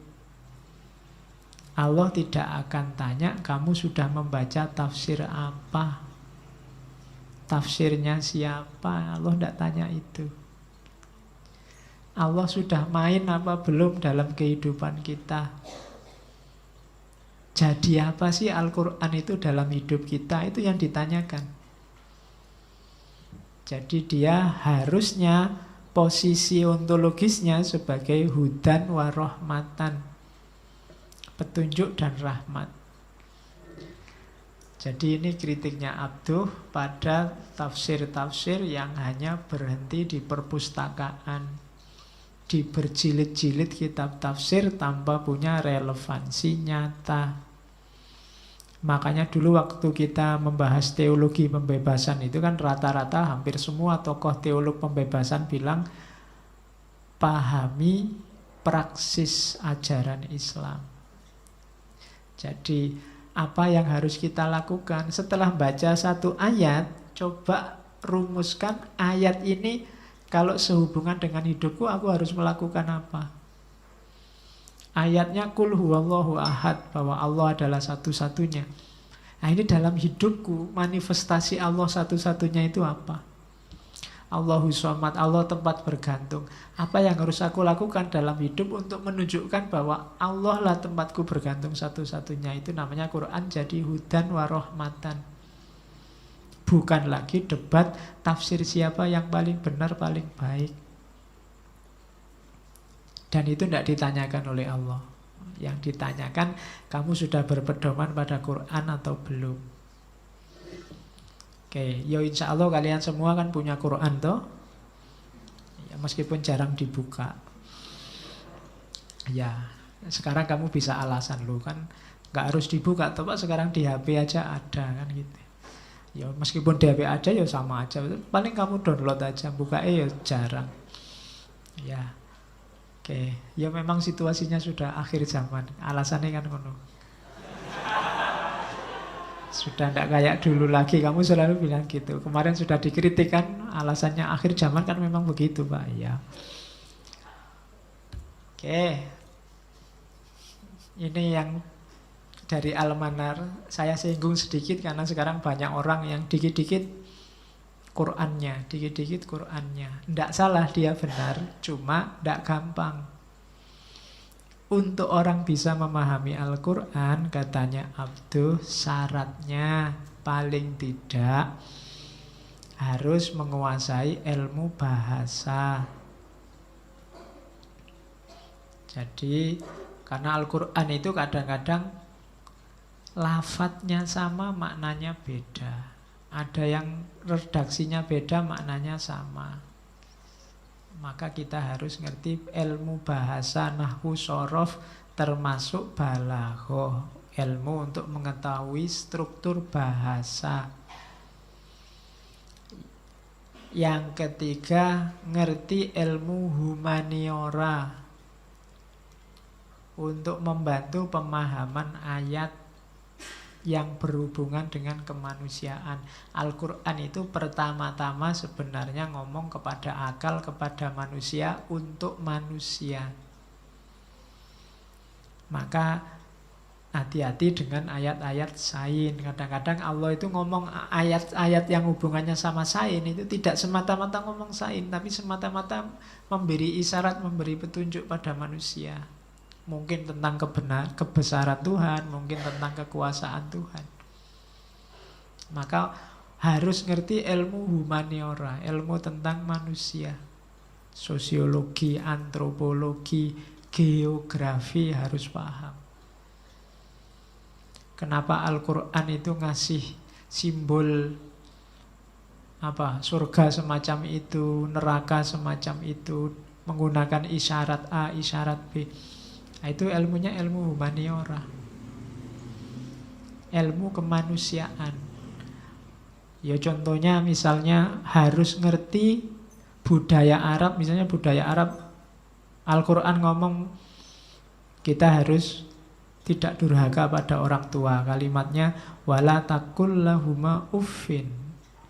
Itu kalau diartikan letterlock, kita tidak lihat struktur setting budayanya Arab, itu kan berarti tidak boleh ngomong pada orang tua. Jadi kalau ada bapakmu, ibumu, kamu nggak boleh gitu, tidak boleh. Tapi kalau misuh boleh misalnya. Misuh kan tidak ada dalilnya, misalnya begitu. Kan tidak begitu.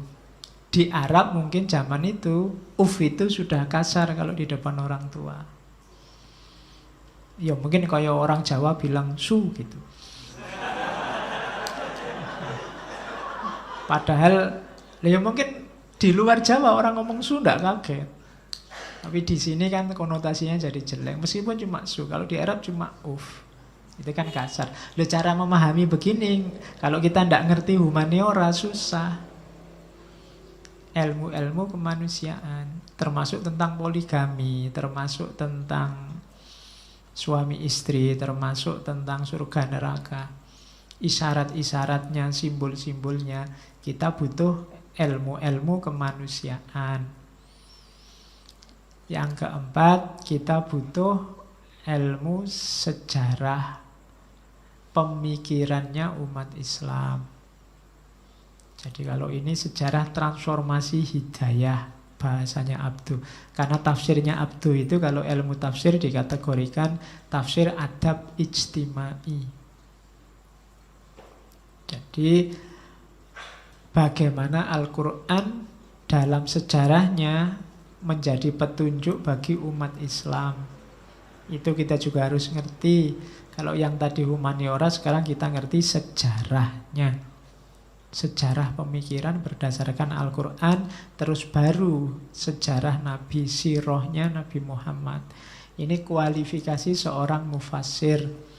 Jadi kalau ingin ngerti Al-Quran, harus belajar. Kalau ada orang, mari kita kembali pada Al-Quran dan hadis, oke, sip, itu luar biasa, ayo belajar. Nggak ujuk-ujuk terus buka terjemahan. Kalau buka terjemahan nanti jangan-jangan nanti ada suami mukuli istrinya terus buka Quran. Lah di Quran ada.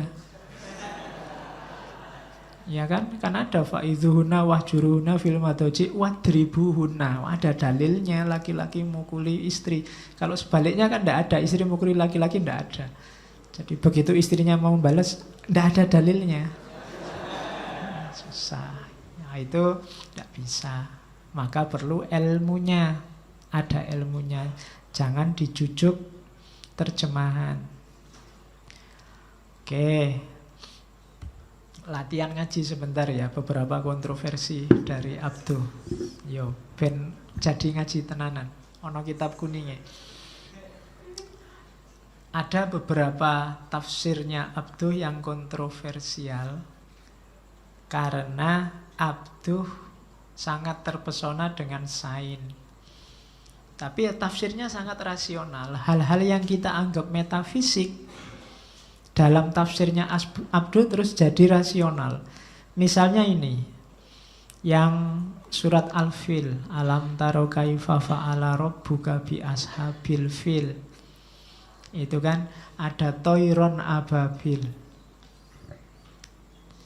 yang bawa batu-batu dari neraka sijil. Katanya Abduh, waqad bayyanat lana hadhihi surah al-karimah, dan jelaslah bagi kita dalam surat yang mulia ini, anna dzalika al-judari au tilka al-hasoba, bahwa yang menyerang pasukannya yang mau menyerang Ka'bah itu adalah judar. Judari itu kayak wabah campak atau hasobah. Hasobah itu cacar.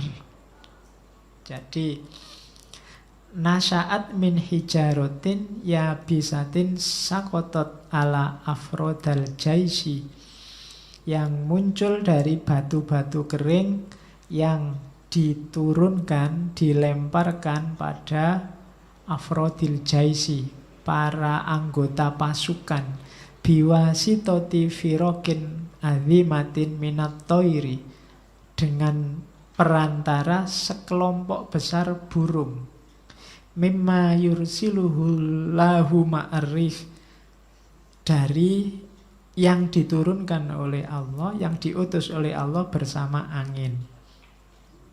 Faya juzulaka anta takida, maka engkau boleh meyakini anna hadzat toiro min jinsil ba'udi, bahwasanya burung ini, jangan dibayangkan burung yang besar-besar.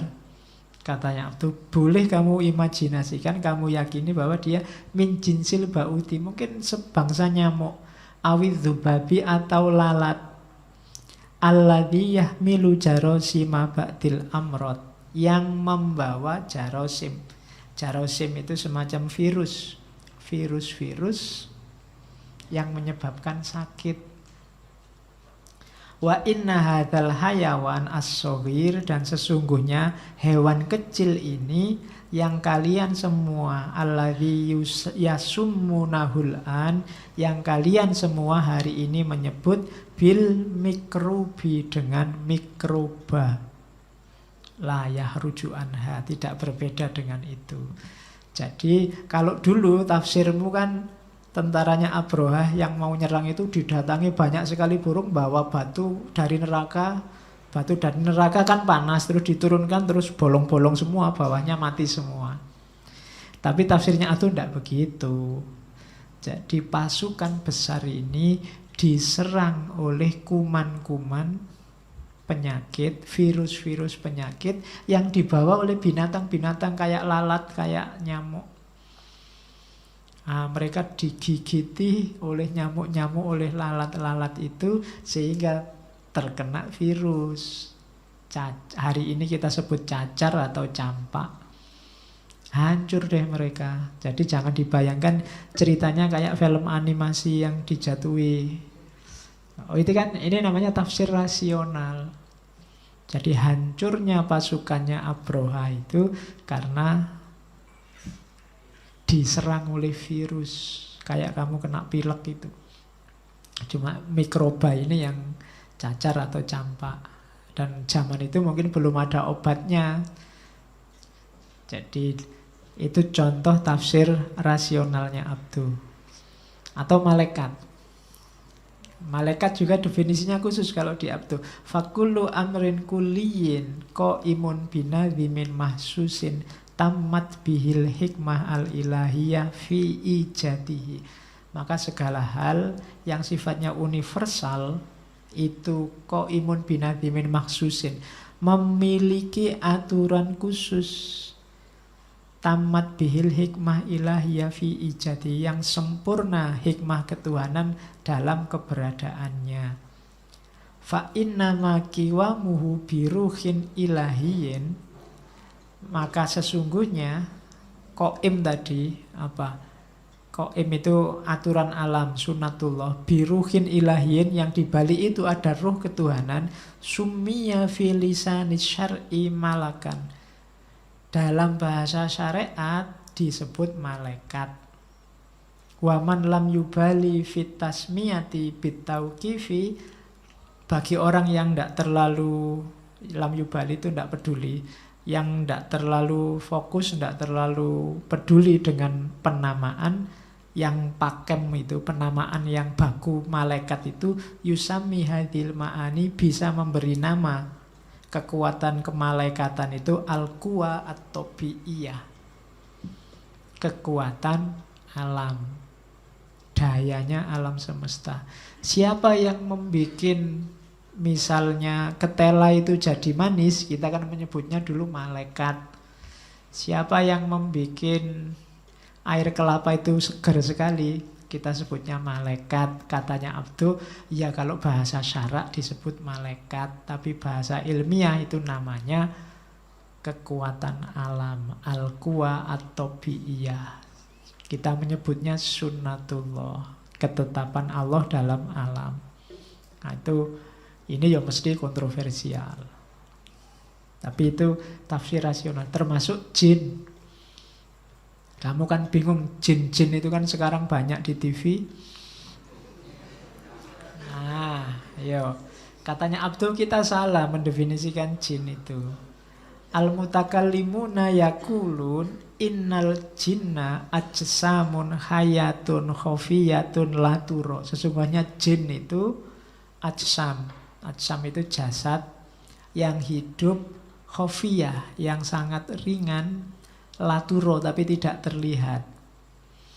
Waqad qulna fil manar wa iramarro, dan sudah kita katakan di tafsir al-manar ini beberapa kali, innahu yasihu ayyuqala innal ajsama al-hayyah al-khafiyah allati urifat fi hadzal asri.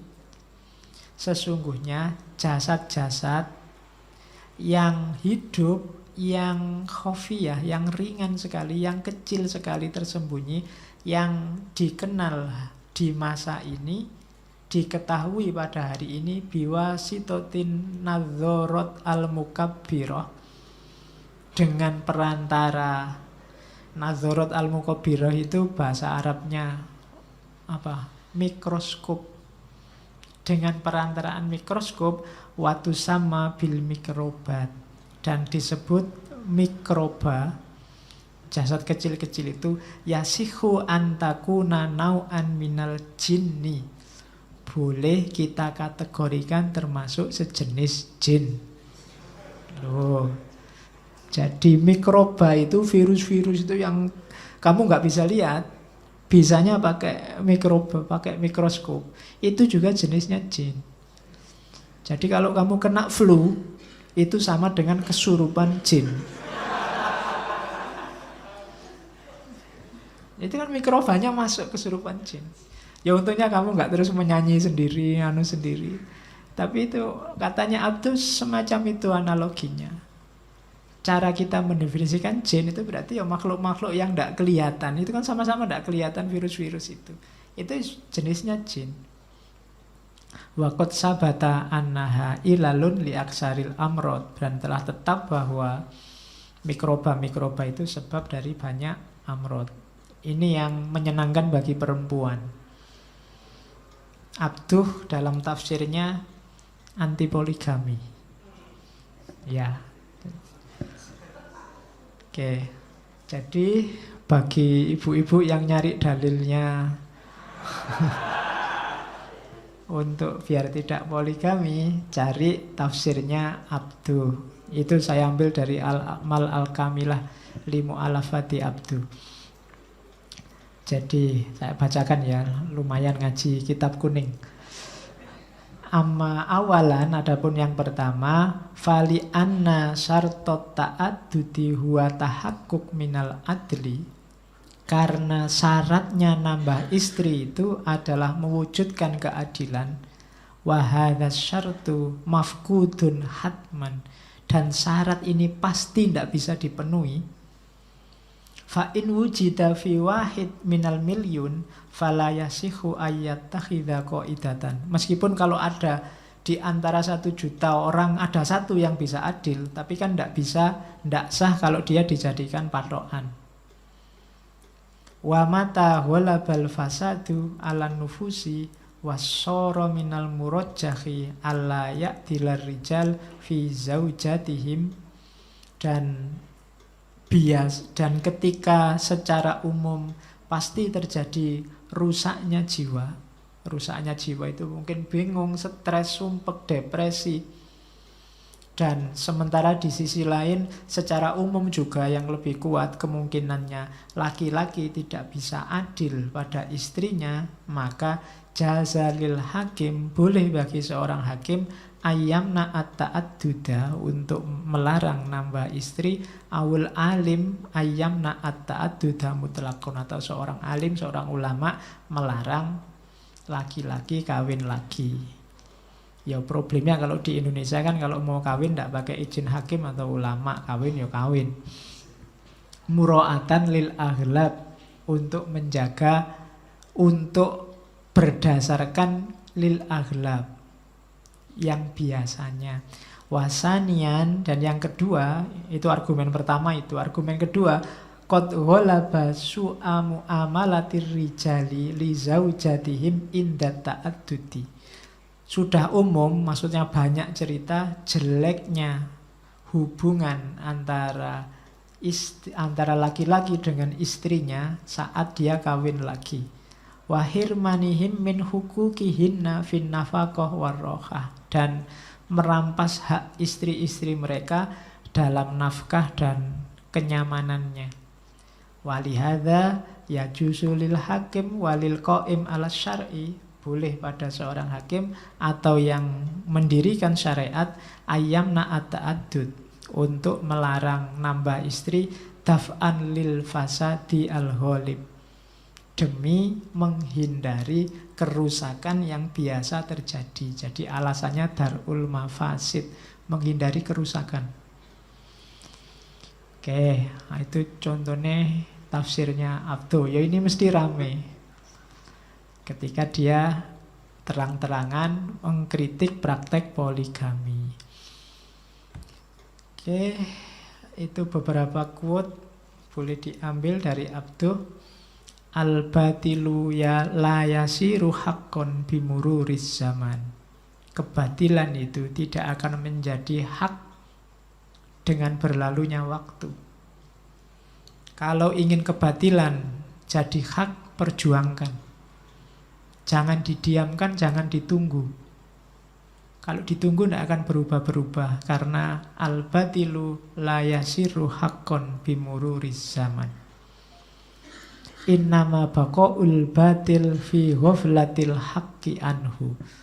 Sesungguhnya tetapnya kebatilan, berlangsungnya terus kebatilan karena kelalaian kita pada kebenaran. Fi ghaflatil haqqi anhu. Innallaha alimun bikulli syai'. Allah itu yang maha tahu, maha ilmu tentang segala sesuatu. Wala yataqarrabu ilallah bisyai'in kal ilm. Maka tidak ada yang lebih bisa membuat kita dekat dengan Allah kecuali dengan ilmu. Karena Allah itu alim, cara paling mudah untuk dekat dengan Allah adalah jalur ilmu. Makanya perbanyak belajar, perbanyak ngaji, perbanyak forum ilmu, karena di situ kita bisa mudah dekat sama Allah. Innal haqqo halimun wal batilu safihun. Sesungguhnya kebenaran itu halim, sabar, penyayang. Wal batil safihun, dan kebatilan itu bodoh. Maka Cara paling mudah untuk mendeteksi sesuatu itu benar apa salah, ada ndak unsur kasih sayang dan unsur kesabaran di sana. Karena innal haqqo halimun wal batilu safihun. Dan kebatilan itu kebodohan. Di mana ada perilaku-perilaku bodoh, pasti di situ kebatilan. Oke, masih ada satu. Man la yadzuku ladzatal amalil ikhtiyari la yadzuku ladzatar rohah. Barang siapa yang tidak merasakan nikmatnya usaha ikhtiar, tidak akan merasakan nikmatnya istirahat al-hakikiyah, yang hakiki. Li'annallaha ta'ala la yadzu'ur rohah bighairi amal. Karena Allah tidak akan meletakkan nikmat istirahat tanpa adanya usaha. Tidurnya orang capek karena bekerja beda dengan tidurnya orang capek karena nongkrong dan santai-santai. Nilainya beda. Nah, itu kalimat ini. Kamu kopi yang besar kamu tempelkan di kamarmu. Ya. Jadi biar kamu, kalau kamu merasa sering tidak bisa tidur, sering tidak bisa istirahat, mungkin kurang amal al-ikhtiyari. Porsimu lebih banyak santainya. Kok kepala saya rasanya pusing ya Pak? Ayo kamu nunduk terus lihat HP 24 jam. Ya mesti aja kepalamu pusing. Kurang amal ikhtiarnya. Baru kalau amal ikhtiarmu terpenuhi, Allah akan menganugerahkan nikmatnya istirahat. Oke, sudah jam 10, saatnya istirahat sekarang. Ya, sudah capek. Oke, alhamdulillah. Lumayan ya kita banyak ngaji kitab kuning hari ini. Biar kelihatan kayak ngaji beneran. Itu Muhammad Abduh dan pembaharuannya. Minggu depan kita lanjutkan dengan Iqbal. Kalau tadi Abdul reformulasi, minggu depan Iqbal dengan istilahnya sendiri rekonstruksi. Reconstruction of religious thought in Islam. Sama-sama tokoh pembaharu. Oke, saya akhiri sekian. Kurang lebihnya mohon maaf. Wallahul muwafiq. Wallahu a'lam bissawab. Wassalamualaikum warahmatullahi wabarakatuh.